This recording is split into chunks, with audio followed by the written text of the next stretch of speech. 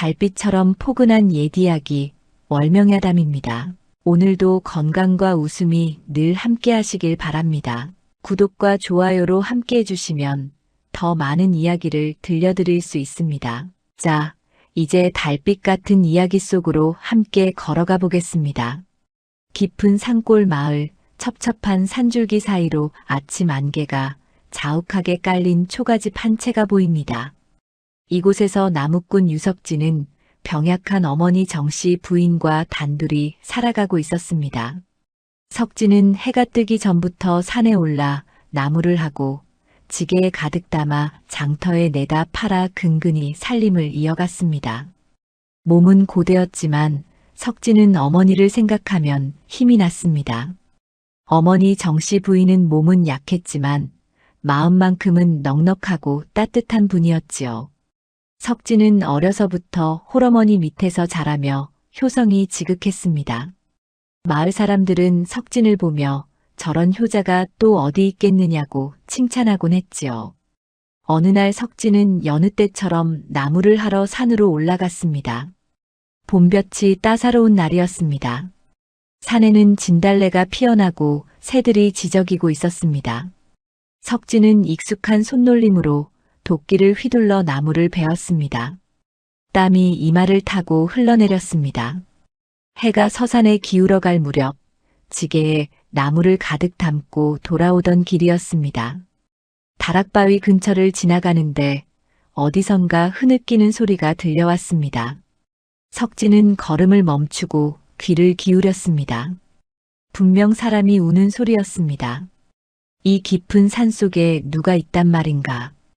혹시나 다친 사람이 있나 싶어 석진은 소리나는 쪽으로 조심스럽게 다가갔습니다. 나뭇가지를 헤치고 바위 뒤편을 살펴보니 한 처녀가 웅크린 채 앉아 있었습니다. 옷은 남루했지만 옷매무새를 보니 예사롭지 않았습니다. 걸음거리며 앉은 자세를 보아하니 평범한 산골 처녀가 아닌 듯 했습니다. 댕기머리는 비록 흐트러졌지만 정갈하게 묶여 있었고 손은 곱고 하얀 것이 거친 일을 해본 적 없는 손이었습니다. 석진은 조심스럽게 다가가 물었습니다. 처자, 괜찮으신게요? 어찌 이런 깊은 산골에 혼자 계신답니까? 여인은 놀란 듯 고개를 들었습니다. 눈가에는 눈물 자국이 선명했습니다. 여인은 석진을 경계하는 눈빛으로 바라보았습니다. 한참을 망설이다가 조심스럽게 입을 열었습니다. 저는 그저 지나가던 길일 뿐입니다. 어디로 가시는 길이십니까? 해는 이미 기울었고 이 근방엔 묵을 곳도 없는데 말이지요. 여인은 더 이상 대답하지 않았습니다. 다만 고개를 떨구고 앉아 있을 뿐이었습니다. 석진은 여인을 자세히 살펴보았습니다. 옷은 해졌지만 감이 좋은 비단이었고 말투는 정갈했습니다. 무엇보다 손동작 하나하나가 규방 교육을 받은 듯 했습니다. 영락없는 양반집 교수 같았습니다. 무슨 사연이 있는 게 분명했습니다. 자세한 사연은 묻지 않겠습니다. 다만 이대로 두고 갈 수는 없으니 저희 집으로 가시지요. 어머니께서 따뜻한 죽이라도 끓여주실 겁니다. 여인은 고개를 들었습니다. 눈빛에는 경계심과 함께 희미한 안도감이 섞여 있었습니다. 한참을 망설이던 처녀가 작은 목소리로 말했습니다. 폐를 끼치는 것은 아닌지요? 아닙니다. 저희 어머니는 마음이 넉넉하신 분이십니다. 걱정 마시고 따라오시지요. 석진은 지게를 메고 천천히 걸었습니다. 여인은 조심스럽게 석진의 뒤를 따라 산길을 내려왔습니다. 석양빛이 두 사람의 뒷모습을 길게 드리웠습니다. 초가집에 도착하자 석진은 어머니를 불렀습니다. 어머니, 제가 돌아왔습니다. 정씨 부인은 문을 열고 나왔다가 석진 뒤에 여인을 보고 놀랐습니다. 하지만 곧 여인의 초췌한 얼굴과 남루한 옷차림을 보고 사정을 짐작했습니다. 정씨 부인은 오랜 세월을 살아오며 사람을 보는 눈이 있었습니다. 저 여인에게 무슨 일이 있었구나 하고 단번에 알아차렸습니다. 얘야, 이 처자는 누구냐? 산길에서 만났습니다. 사연이 있어 보여 모시고 왔습니다. 그리했구나. 어서 들어오너라. 정씨 부인은 여인을 안으로 들였습니다. 여인은 방 한 구석에 조용히 앉았습니다. 정씨 부인은 부엌으로 가서 따뜻한 죽을 끓이기 시작했습니다. 죽이 끓는 동안 석진은 어머니에게 산에서 있었던 일을 조용히 말했습니다. 어머니, 저 처자를 보니 평범한 처녀가 아닌 것 같습니다. 말투며 몸가짐이 양반집 교수 같았습니다. 그래, 나도 그리 느꼈다. 손을 보니 일을 해본 적이 없는 손이더구나. 무슨 사연이 있겠지. 지금은 묻지 말고 일단 몸부터 추스르게 해주자꾸나. 예, 어머니. 정씨 부인은 죽을 여인 앞에 내어놓으며 부드럽게 말했습니다. 처자, 이것 좀 드시게. 당장은 말하지 않아도 좋으니 몸부터 추스르거라. 처녀는 고개를 숙인 채 작은 목소리로 말했습니다. 감사합니다. 여인은 죽을 조금씩 떠먹었습니다. 오랜만에 따뜻한 음식을 먹는 듯 했습니다. 손이 떨려 숟가락을 제대로 쥐지 못할 정도였습니다. 얼마나 굶주렸던 것일까요? 정씨 부인은 여인이 죽을 다 먹을 때까지 조용히 지켜보았습니다. 죽그릇이 비자 정씨 부인은 물 한 그릇을 더 내어주었습니다. 천천히 드시거라. 급히 먹으면 체한다. 예, 감사합니다. 여인은 물을 다 마시고 나서야 조금 안색이 돌아왔습니다. 정씨 부인은 방을 하나 내어주었습니다. 오늘은 이만 쉬거라. 내일 다시 이야기하자꾸나. 정말 감사합니다. 큰 은혜를 입었습니다. 여인은 깊게 절을 하고 방으로 들어갔습니다. 석진과 정씨 부인은 마당에 앉아 달빛을 바라보았습니다. 봄밤 공기는 선선했고 달은 밝게 떠 있었습니다. 어머니, 저 처자를 어찌하면 좋겠습니까? 일단은 몸을 추스르게 해주자. 사연은 천천히 듣더라도 늦지 않을 게다. 저 처자에게 무슨 일이 있었는지는 모르겠지만 산골까지 찾아온 것을 보면 갈 곳이 없는 것이겠지. 예, 어머니 말씀이 옳습니다. 석진아, 너는 참 착한 아이다. 어려운 처지의 사람을 그냥 지나치지 못하는구나. 어머니께서 그리 가르치셨지 않습니까? 어려운 일을 보면 돕는 것이 사람의 도리라고 말입니다. 정씨 부인은 아들의 손을 꼭 잡았습니다. 석진은 정말 기특한 아들이었습니다. 정씨 부인은 마음 한구석이 따뜻해지는 것을 느꼈습니다. 그날 밤 초가집에는 낯선 인연이 스며들었습니다.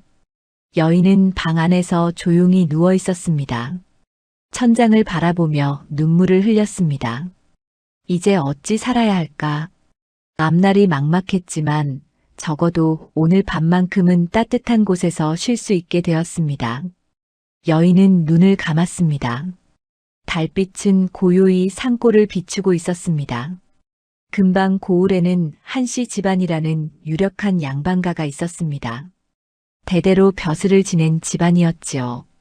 이 집안의 둘째 도령 한진권은 어려서부터 곱게만 자라 사람 위아래를 잘 모르는 인물이었습니다. 첫째 한지우는 학문의 뜻을 두고 조용히 지내는 편이었지만 둘째 진권은 달랐습니다. 글재주도 그리 뛰어나지 못하면서 신분과 집안의 힘을 믿고 사람들을 가볍게 여기는 버릇이 있었지요. 진권은 마을 사람들을 함부로 대했습니다. 길을 가다 평민과 마주치면 비켜서기를 기다리지 않고 먼저 밀치고 지나가곤 했습니다. 장터에 나가면 물건값을 제대로 치르지 않고 나중에 주겠다며 그냥 가져가기 일쑤였습니다. 마을 사람들은 속으로 불만이 있었지만 감히 입 밖으로 내지 못했습니다. 양반 도련님께 대들었다가는 집안이 통째로 곤욕을 치를 수 있었으니까요. 어느 봄날 진권은 사냥을 핑계로 하인들을 거느리고 산자락까지 올라왔습니다. 사냥이라고는 했지만 실상은 심심풀이 나들이에 가까웠습니다. 활을 메고는 있었지만 짐승 한 마리 잡지 못했습니다. 하인들은 도련님의 눈치를 보며 이리저리 헤매고 다녔지요. 해가 중천에 떴을 무렵 진권 일행은 개울가 근처를 지나가고 있었습니다. 그때 개울가에서 빨래를 하는 여인 하나가 눈에 들어왔습니다. 햇빛에 비친 그녀의 옆모습은 평범한 산골 처녀와는 달랐습니다. 댕기머리는 단정하게 묶여 있었고 빨래를 하는 손놀림조차 우아했습니다. 무엇보다 그녀가 풍기는 기품이 예사롭지 않았습니다. 진권은 말을 멈추고 그녀를 바라보았습니다. 하인 하나가 조심스럽게 물었습니다. 도련님, 무엇을 보고 계시옵니까? 저 여인 말이다. 산골 처자치고는 자태가 범상치 않구나. 아, 저 여인 말씀이십니까? 근래에 산 위 초가집에 얹혀 사는 여인이라고 들었습니다. 초가집에 얹혀 산다고? 그럼 떠돌이란 말이냐? 그런 듯합니다. 몇 달 전부터 나무꾼 유석진의 집에 머물고 있다 하옵니다. 진권은 흥미로운 표정을 지었습니다. 양반집 교수 같으면서도 족보에 이름이 없는 듯한 정체를 알 수 없는 신분이 오히려 그의 호기심을 자극했습니다. 평민의 집에 얹혀 산다면 함부로 대해도 누가 뭐라 할 사람이 없을 터였습니다. 도련님, 그만 돌아가시지요. 해도 기울고 있사옵니다. 아직 이르다. 조금 더 둘러보고 가자. 진권은 말머리를 돌려 천천히 개울가를 따라 걸었습니다. 눈은 계속 그 여인을 향하고 있었습니다. 여인은 빨래에 열중하고 있었는지 진권 일행을 눈치채지 못하는 듯 했습니다. 진권은 그녀의 모습을 한참 동안 지켜보다가 마지못해 발길을 돌렸습니다. 그날 이후 진권은 수시로 산 아래를 찾았습니다. 사냥을 핑계로 때로는 산책을 핑계로 하인들을 데리고 나왔습니다. 그때마다 개울가나 들판에서 그 여인을 볼 수 있었습니다. 물을 길러오거나 나무를 캐거나 빨래를 하는 모습을 멀리서 지켜보았습니다. 마을 사람들은 진권의 행동을 수상쩍게 여기기 시작했습니다. 양반 도련님이 웬일로 산골까지 자주 오시는가? 혹시 누군가를 노리는 것은 아닌가? 하지만 감히 입 밖으로 내지는 못했습니다. 다만 서로 눈빛만 주고받으며 불안해했습니다. 정씨 부인도 이상한 낌새를 느꼈습니다. 장에 나갔다가 돌아오는 길에 마을 사람들이 수군거리는 소리를 들었던 것입니다. 한시댁 도련님이 요즘 산 아래를 자주 어슬렁거리신다던데. 그러게 말이야. 뭔가 수상하다니까. 양반 도련님이 산골 여인 하나쯤 눈독 들이는 일이 뭐 대수냐. 정씨 부인은 가슴이 철렁 내려앉았습니다. 혹시 정다운을 두고 하는 말은 아닐까? 집으로 돌아온 정씨 부인은 석진을 불러 조심스럽게 말했습니다. 석진아, 마을에서 이상한 소문이 도는구나. 무슨 소문이옵니까? 한시댁 둘째 도령이 요즘 이 근방을 자주 어슬렁거린다는구나. 혹시 다운이를 노리는 것은 아닐까 걱정이 되는구나. 석진의 얼굴이 굳어졌습니다. 한진권이라는 이름은 마을에서 좋지 않은 소문으로 익히 들어 알고 있었습니다. 만약 그가 정다운을 노린다면 큰일이었습니다. 어머니, 제가 다운을 잘 지키겠습니다. 걱정 마십시오. 그래, 조심해야 한다. 양반 도령이 한번 마음먹으면 우리 같은 백성이 어찌할 도리가 없으니 말이다. 그날 밤 석진은 잠을 이루지 못했습니다. 창밖으로 달빛이 스며들었지만 석진의 마음은 어두웠습니다. 정다운은 이제 이 집의 식구나 다름없었습니다. 어떻게든 지켜야 했습니다. 하지만 양반 도령을 상대로 무엇을 할 수 있을까? 석진은 답답한 마음에 한숨을 내쉬었습니다. 한편 진권은 집으로 돌아와서도 그 여인 생각에 잠을 이루지 못했습니다. 하인을 시켜 수소문을 해보았지만 돌아오는 대답은 산 위 초가집에 얹혀 사는 여인이라는 것뿐이었습니다. 출신도 내력도 알 수 없는 여인. 그것이 오히려 진권의 마음을 더욱 끌어당겼습니다. 반드시 저 여인을 손에 넣어야겠다. 진권은 혼자 중얼거렸습니다. 창밖으로 달빛이 차갑게 비쳐들고 있었습니다. 산골 마을에는 불길한 기운이 스며들기 시작했습니다. 어느 날 늦은 오후 정다오는 약초를 캐러 혼자 산길로 올라갔습니다. 정씨 부인이 기침을 자주 하셔서 도라지를 캐어오려는 것이었습니다. 정다오는 산비탈을 오르며 조심스럽게 약초를 찾았습니다. 어느덧 해가 서산으로 기울기 시작했습니다. 약초 바구니가 제법 찼을 무렵 정다오는 산길을 따라 내려오기 시작했습니다. 저녁 어스름이 내리고 있었습니다. 익숙한 길이었지만 날이 저물면 산길은 으스스했습니다. 정다오는 걸음을 재촉했습니다. 돌아오는 길목에서 말탄 사내 하나와 하인 둘이 길을 막고 서 있었습니다. 정다오는 걸음을 멈췄습니다. 가슴이 철렁 내려앉았습니다. 한진권이었습니다. 진권은 말에서 내려 정다온에게 다가왔습니다. 입가에는 웃음이 걸려 있었지만 그 눈빛은 차가웠습니다. 이 깊은 산 중에 혼자 무엇을 하고 계시오? 정다온은 대답하지 않고 비켜서려 했습니다. 하지만 하인 하나가 길을 막아섰습니다. 진권이 다시 물었습니다. 어디서 온 누구이기에 이리 말이 없소? 궁금하지 않겠소? 지나가는 처자일 뿐입니다. 비켜주십시오. 정다오는 목소리를 가다듬어 말했습니다. 하지만 손은 떨리고 있었습니다. 진권은 한 걸음 더 다가왔습니다. 처자가 어찌 평민의 집에 몇 달씩 머물고 있소? 출신과 내력을 밝히시오. 제 사정은 말씀드릴 수 없습니다. 정다오는 고개를 숙이고 다시 비켜서려 했습니다. 그러자 진권이 그녀의 팔목을 거칠게 붙잡았습니다. 정다오는 놀라 소리쳤습니다. 놓으십시오. 이 여인이 감히 양반 도령께 이런 식으로 대하다니. 버릇이 없구나. 진권의 얼굴에서 웃음이 사라졌습니다. 하인들이 둘레를 막아 산골집 방향으로 가는 길을 가로막았습니다. 정다오는 두려움에 온몸이 굳어졌습니다. 그때였습니다. 나무짐을 지고 내려오던 유석진이 이 광경을 목격했습니다. 석진은 나무짐을 내려놓고 한 걸음에 달려왔습니다. 진권과 정다온 사이에 몸을 끼워 넣으며 그녀를 뒤로 숨겼습니다. 도령, 이 여인은 사연을 숨기고 살고자 산골까지 올라온 몸입니다. 괴롭히지 말고 그만 돌려보내 주십시오. 평민 나무꾼이 감히 양반 도령 앞에서 눈을 똑바로 맞추며 말을 건네자 진권의 얼굴이 굳어졌습니다. 하인 하나가 나서서 석진을 밀쳐 넘어뜨리려 했습니다.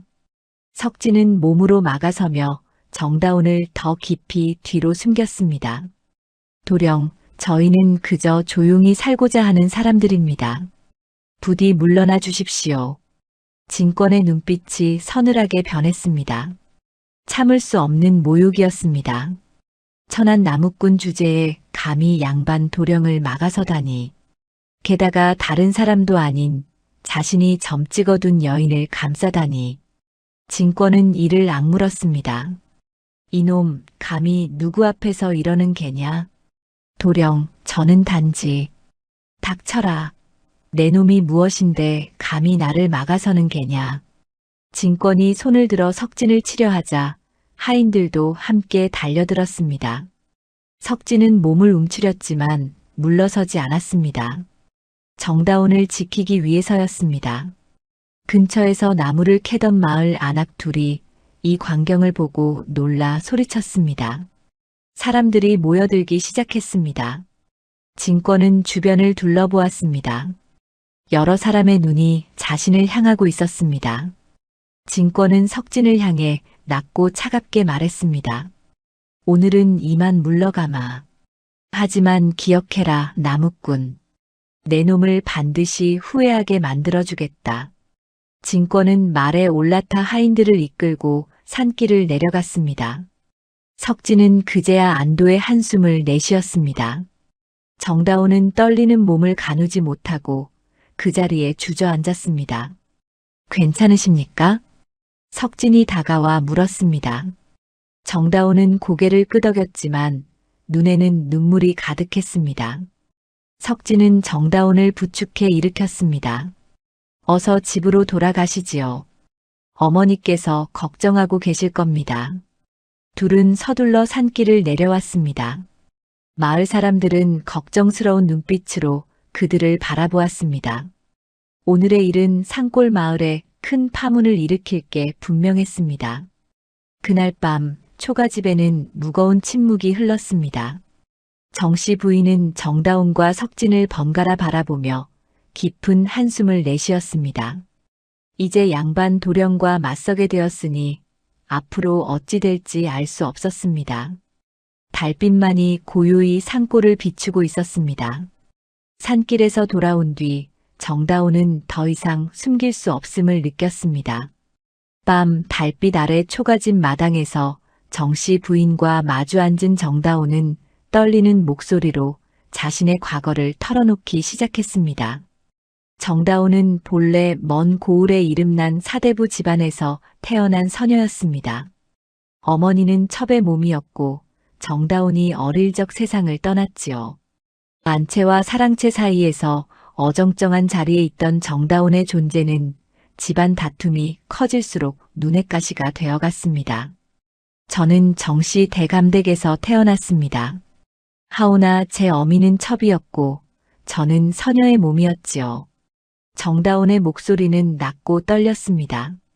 정씨 부인은 그녀의 손을 꼭 잡아주었습니다. 어미가 일찍 돌아가신 뒤로 저는 집안에서 쓸모없는 존재가 되었습니다. 적자들은 저를 업신여겼고 안채 부인께서는 눈에 띄지 말라 하셨지요. 집안이 권세 다툼과 재산 분쟁에 휘말리자 정다운의 입지는 더욱 좁아졌습니다. 본가의 재산을 둘러싸고 일어난 소송에서 정다운은 골칫거리로 여겨졌습니다. 서녀라 해도 혼인을 시켜야 하는 처지였지만 집안에서는 그럴 여유도 마음도 없었습니다. 결국 저는 산골 친척댁으로 보내졌습니다. 사라지는 편이 모두에게 편하다는 말과 함께 말이지요. 산골 친척댁에서도 정다운은 환영받지 못했습니다. 먹을 것 하나 더 생긴 것이 부담이었던 것입니다. 몇 달을 지내다 결국 그곳에서도 내쳐졌습니다. 갈 곳 없는 정다운은 산골 장터를 떠돌다가 우연히 정씨 부인과 스쳐 지나간 인연을 떠올렸습니다. 그때 장터에서 배웠던 부인께서 참으로 인자해 보이셨습니다. 그 인연의 끈을 더듬어 이곳까지 찾아왔던 것입니다. 정씨 부인은 정다운의 이야기를 묵묵히 들었습니다. 눈가에는 눈물이 맺혔습니다. 옆에서 듣고 있던 석진도 주먹을 불끈 쥐었습니다. 정다운이 얼마나 힘든 시간을 보냈을지 짐작이 갔습니다. 정씨 부인은 정다운의 손을 꼭 잡고 말했습니다. 사람은 태어난 곳이 전부가 아니다. 내가 어떤 삶을 선택하느냐가 내 값어치를 정하는 것이다.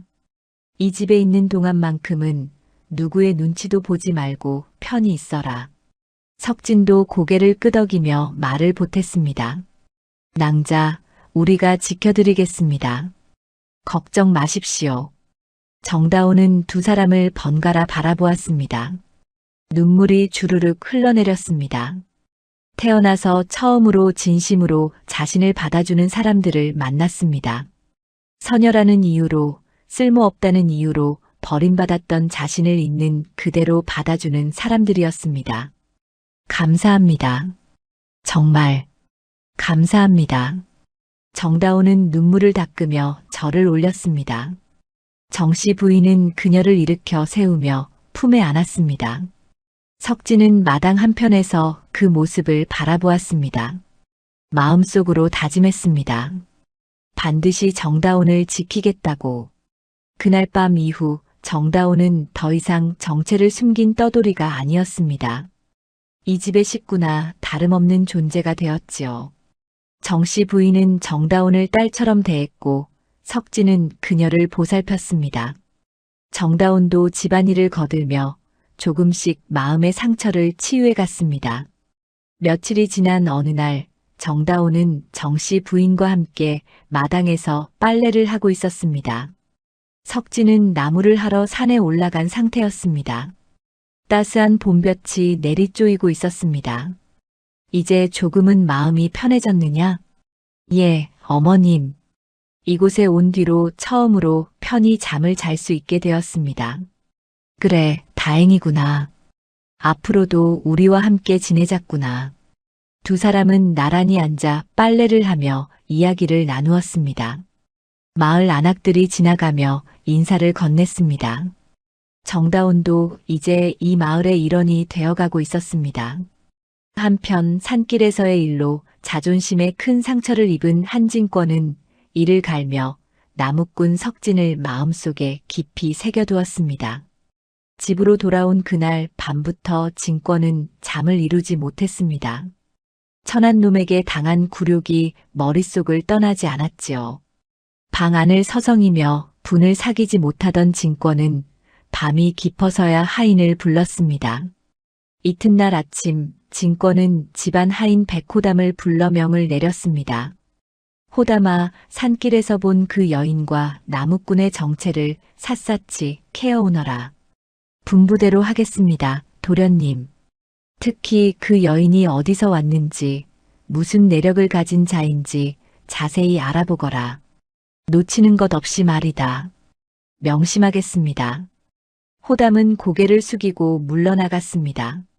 속으로는 불편한 마음이 들었지만 하인의 몸으로 주인의 명을 거역할 수는 없었습니다. 호담은 며칠에 걸쳐 마을을 돌며 소문을 엿듣기 시작했습니다. 장터 노파들과 주막 사내들의 입을 빌려 대략적인 이야기를 모았지요. 산골 초가집에 홀어머니와 아들이 산다는 것, 몇 달 전부터 사연 있는 여인 하나가 갑자기 얹혀 살고 있다는 것, 여인의 말씨와 동작이 예사롭지 않아 예전에 양반댁에서 살던 게 아닌가 하는 소리가 있다는 것.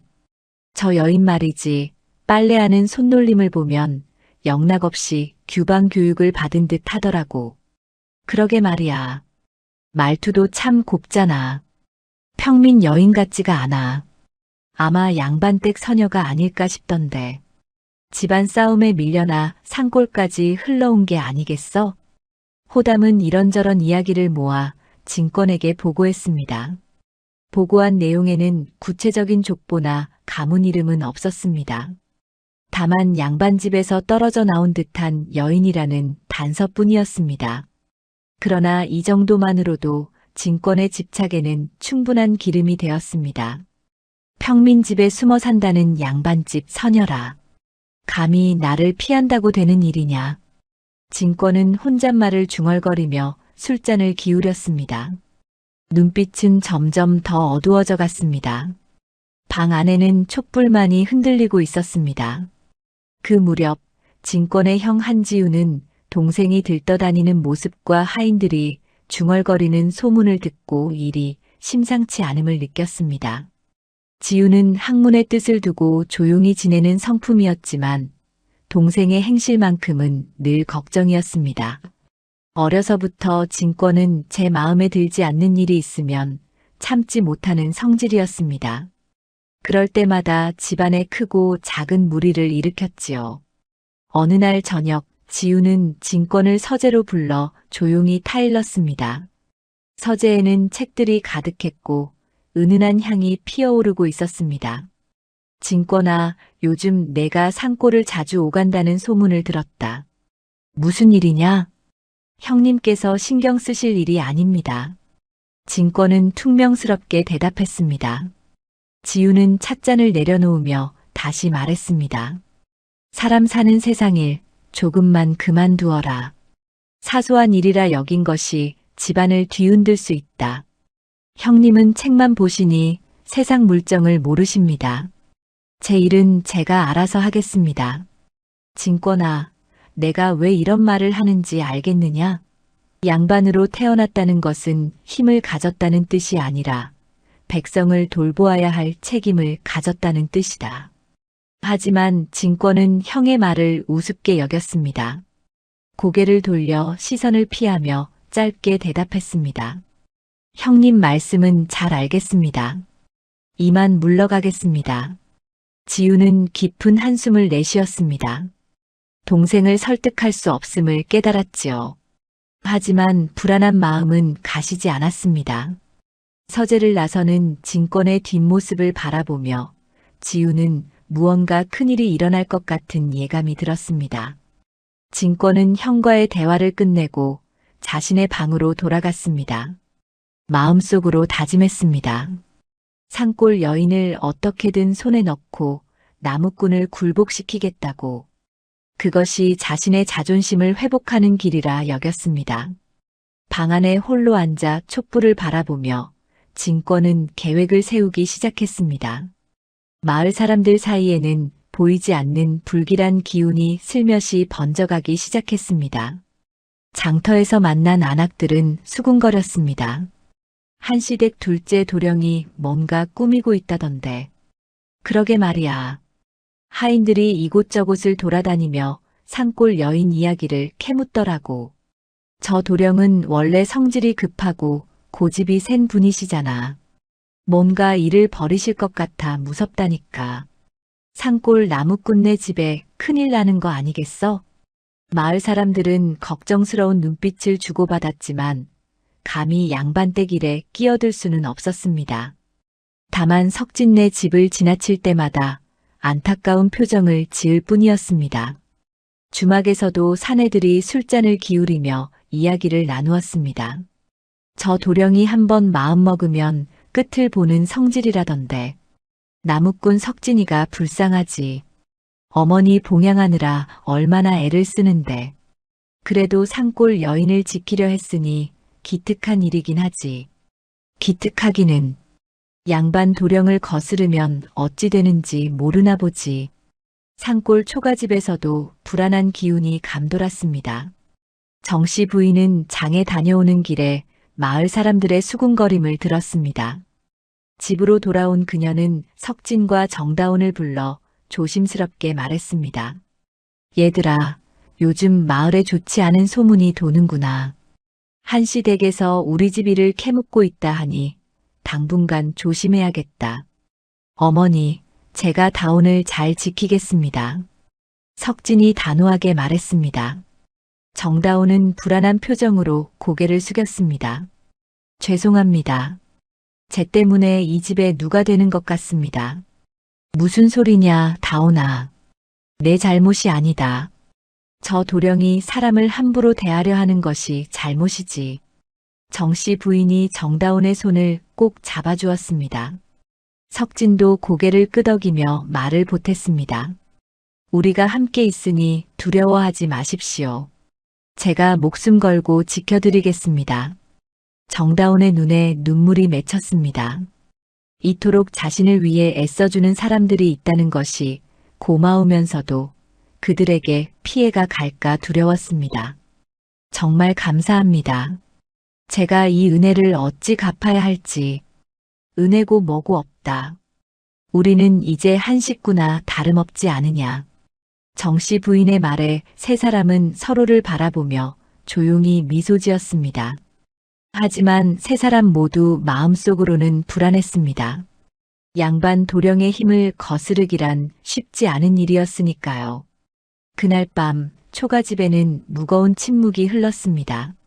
창밖으로는 바람 소리만이 스쳐 지나갔습니다. 한편 한진권은 밤늦도록 촛불을 켜고 앉아 있었습니다.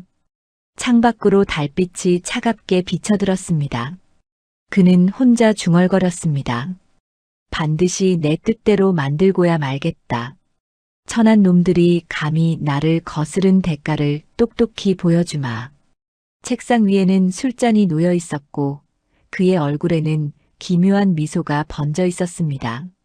그 미소는 어둠 속에서 더욱 섬뜩해 보였습니다. 산골 마을에는 폭풍 전야의 고요함이 흐르고 있었습니다. 누구도 알지 못했습니다.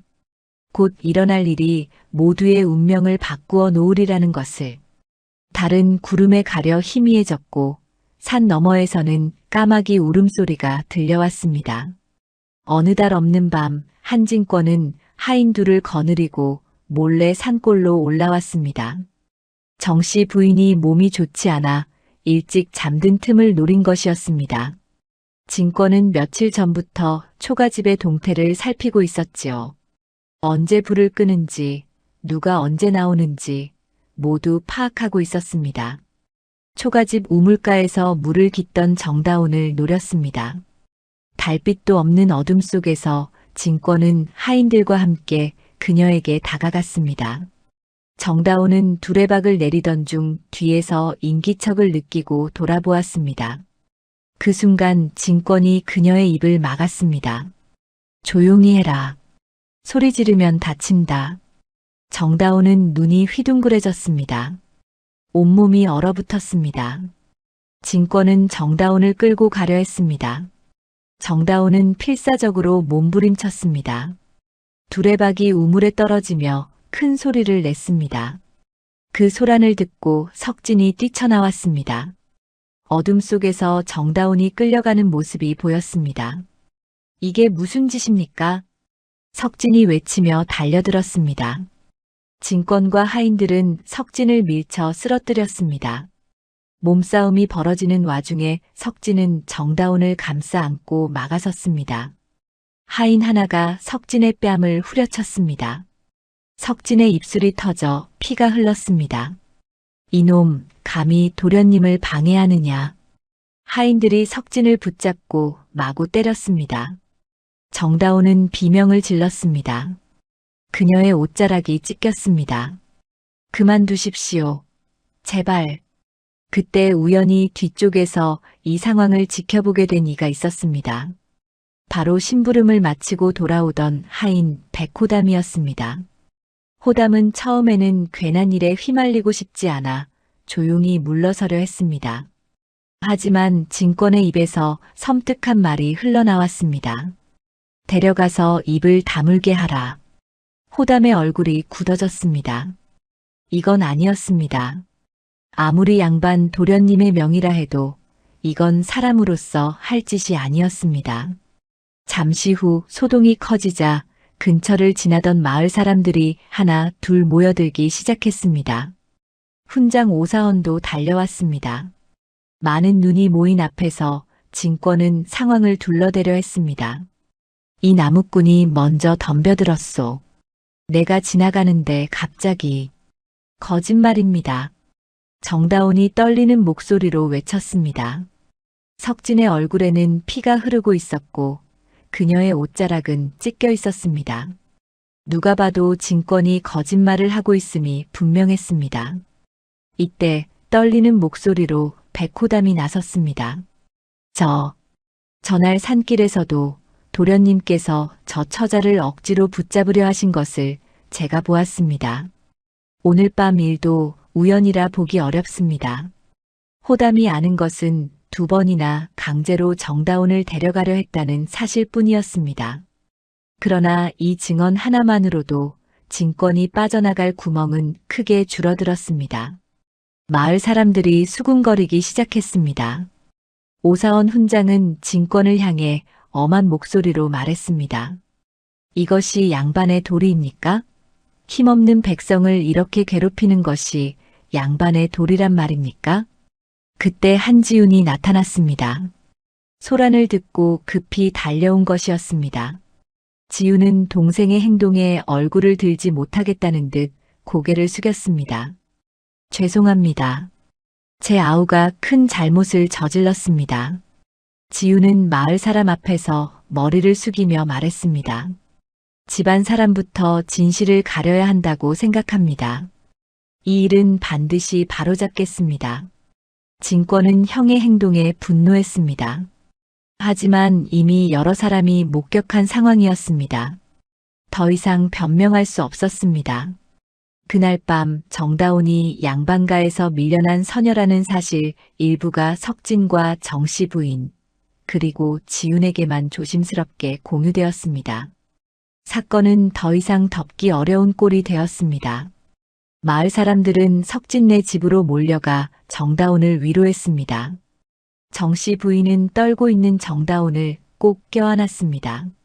석진은 상처를 치료하면서도 정다운을 걱정스러운 눈빛으로 바라보았습니다. 괜찮습니다. 이제 괜찮습니다. 석진이 나지막이 말했습니다. 하지만 모두의 마음속에는 불안이 가득했습니다. 이 일이 어떻게 끝날지 아무도 알 수 없었습니다. 집으로 돌아간 뒤에도 한진권은 자신이 잘못했다는 생각은 하지 못했습니다. 오히려 천한 것들에게 망신을 당했다며 분노를 사귀지 못했습니다. 방 안에서 물건을 집어던지며 고함을 질렀습니다. 감히 나를 이렇게 만들다니. 하지만 마을에는 이미 소문이 삽시간에 번졌습니다. 양반이 산골 여인을 겁탈하려다 들켰다는 이야기가 입에서 입으로 전해졌습니다. 장터에서도 우물가에서도 사람들은 수군거렸습니다. 한시댁 둘째 도령이 그런 짓을 하시다니. 원래 성질이 급하신 분이라더니 이번엔 도를 넘으셨어. 저 나무꾼이 참 대단하지. 양반 도령 앞에서도 꿋꿋하게 여인을 지키다니. 오사원 훈장은 서당 아이들 앞에서 말했습니다. 신분이 높다고 해서 남의 딸을 함부로 대하는 것은 천한짓이니라. 너희는 사람을 귀하게 여기는 마음을 잃지 말거라. 훈장의 말은 아이들뿐 아니라 어른들에게도 퍼져나갔습니다. 한씨 집안의 체면은 말이 아니었습니다. 형 한지우는 진권을 다시 불러 그간의 일을 캐묻었습니다. 산길에서의 소동, 우물가에서의 강제 납치 시도까지 차례로 들으며 얼굴이 굳어졌습니다. 이쯤 되면 집안의 수치다. 더 이상 덮어둘 수 없다. 지우는 아버지와 어른들에게 보고했습니다. 집안 어른들은 크게 노했습니다. 하지만 진권을 벌하기보다는 일단 소문이 더 퍼지지 않도록 조용히 처리하려 했습니다. 일단 진권을 집안에 머물게 하라. 밖으로 나다니지 못하게 해야겠다. 하지만 지우는 그것으로는 부족하다고 여겼습니다. 그는 마을 어른들과 훈장, 나무꾼 석진, 정다운을 불러 사실 관계를 다시 확인했습니다. 이 과정에서 진권은 거짓으로 둘러대려다가 하인 백호담과 마을 사람 증언에 스스로 말이 꼬여 궁지에 몰렸습니다. 그날 산길에서는 그저 길을 물으려 했을 뿐입니다. 그럼 어찌하여 여인의 팔목을 붙잡으셨습니까? 그건 우물가에서는 또 어찌 된 일입니까? 밤중에 남의 집까지 찾아가신 이유가 무엇입니까? 진권은 대답할 말이 없었습니다. 변명을 하려 해도 여러 사람이 목격한 일이었습니다. 분노와 창피함에 이성을 잃은 진권은 자리를 박차고 일어나 밖으로 뛰쳐나갔습니다. 모두가 나를 욕해도 저 나무꾼만은 내 손으로. 진권은 말에 올라타 산길로 향했습니다. 흥분한 상태로 비탈진 험한 길을 달렸습니다. 해가 저물어 어둑해지는 산길이었습니다. 진권은 석진을 찾아 무언가를 하려 했습니다. 하지만 어둠 속에서 길을 제대로 보지 못한 진권은 발을 잘못 뒤졌습니다. 말이 놀라 뒷발을 들었고 진권은 말에서 떨어졌습니다. 비탈길을 굴러 낭떠러지 아래로 떨어지고 말았습니다. 으악! 진권의 비명이 산골짜기에 울려 퍼졌습니다. 하인들이 급히 달려갔지만 이미 진권은 낭떠러지 아래로 굴러 떨어진 뒤였습니다. 며칠이 지나 간신히 목숨은 건졌습니다. 하지만 허리 아래로는 힘을 쓰지 못하는 몸이 되었지요. 의원이 진맥을 하고 고개를 저었습니다. 척추를 다쳐 하반신을 쓰지 못하게 되었습니다. 앞으로 평생 이렇게 지내셔야 할 것 같습니다. 한때 잘난 양반 도령으로 날뛰던 진권은 이제 남의 손을 빌리지 않으면 한 발짝도 움직이지 못하는 신세가 되었습니다. 방 안에 누워 천장만 바라보는 날들이 이어졌습니다. 마을 사람들은 하늘이 내린 벌이라 수군거렸습니다. 산골 처녀를 얕잡아보다 적골이 낫지. 사람을 함부로 대하면 안 되는 법이요. 양반이라고 해서 무엇이든 마음대로 할 수 있는 게 아니구먼. 부모들은 자식들을 가르칠 때마다 이 이야기를 곁들였습니다. 한진권의 일은 교훈이 되어 마을에 오래도록 회자되었습니다. 한씨 집안에서는 진권을 돌보며 한숨만 내쉬었습니다. 지우는 동생을 보며 안타까워했지만 이것이 자신의 행동이 가져온 결과임을 진권도 깨달아야 한다고 여겼습니다. 진권아, 이제라도 깨닫거라. 사람은 신분으로 귀천이 가려지는 것이 아니라 그 행실로 귀천이 가려지는 것이다. 진권은 대답하지 않았습니다. 다만 천장을 바라보며 눈물만 흘렸습니다. 자신이 저지른 일들이 그리고 그 결과가 이제야 가슴에 사무쳤습니다. 하지만 이미 늦었습니다. 산골 마을에는 다시 평온이 찾아오기 시작했습니다. 진권의 몰락은 오만한 이가 맞이하는 끝을 보여주는 산 교훈이 되었습니다. 한진권의 몰락 이후 산골 마을에는 서서히 평온이 돌아왔습니다. 한씨 집안 어른들은 겉으로는 체면을 차리느라 말을 아꼈지만 집안 안쪽에서는 암묵적인 합의가 이뤄졌습니다. 정다운을 더 이상 건드려선 안 된다는 것이었지요. 멀리 있던 정다운의 친가 쪽에서도 풍문을 통해 소식을 어렴풋이 듣게 되었습니다. 옛날에 산골로 보내어졌던 서녀가 아직 살아있다는 것, 그리고 양반 도령과 얽힌 소동이 있었다는 것. 하지만 직접 사람을 보내 되찾아 가기보다는 나이든 종 하나를 보내 안부를 전하게 하는 정도에 그쳤습니다. 그 종은 초가집을 찾아와 조심스레 말했습니다. 아씨, 댁에서 전하라 하셨습니다. 그간 많은 일이 있었으니 굳이 돌아오지 않아도 좋다 하셨습니다. 다만 어디에서든 몸만 성히 지내기를 바랄 뿐이라 하셨습니다. 정다운은 그 말만으로도 오래 묶여있던 인연의 끈이 조용히 끊어지는 느낌을 받았습니다. 얽히고 설킨 과거의 집안 싸움에서 완전히 풀려난 것이지요. 정다운은 고개를 숙여 절을 올렸습니다. 전해주십시오. 잘 지내고 있다고 걱정 마시라고. 종이 떠난 뒤 정다운은 마당에 서서 멀리 산을 바라보았습니다. 이제 정말로 자유로워진 것입니다. 더 이상 과거에 얽매이지 않아도 되었습니다. 한편 유석진과 정다운은 서로를 향한 마음이 이미 깊어졌음을 알고 있었습니다. 하지만 쉽게 말을 꺼내지 못했습니다. 석진은 자신이 가난한 나무꾼에 불과하다는 것이, 정다운은 자신이 서녀 출신이라는 것이 마음에 걸렸지요. 오히려 정씨 부인이 먼저 나섰습니다. 어느 날 저녁 세 사람이 둘러앉아 저녁을 먹고 있을 때였습니다. 다운아, 너 우리 아들을 어찌 생각하느냐? 갑작스러운 질문에 정다운의 얼굴이 붉어졌습니다. 석진도 놀라 어머니를 바라보았습니다. 어머니, 갑자기 무슨... 이 집에 들어온 첫날부터 나는 너희 둘의 눈을 보고 있었다. 우리 석진이와 함께 산다면 더 이상 떠돌지 않아도 되지 않겠느냐. 정씨 부인은 온화하게 웃으며 말했습니다. 정다운은 눈시울을 붉히며 조심스레 고개를 끄덕였습니다.